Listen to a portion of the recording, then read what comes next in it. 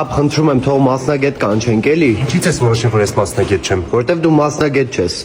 Մեր սախտան ռեմոնտը ես եմ արել։ Դրա համար ասենյակս եռանկյունի պապ։ Դի ֆուտուրիստիկ որոշում էր։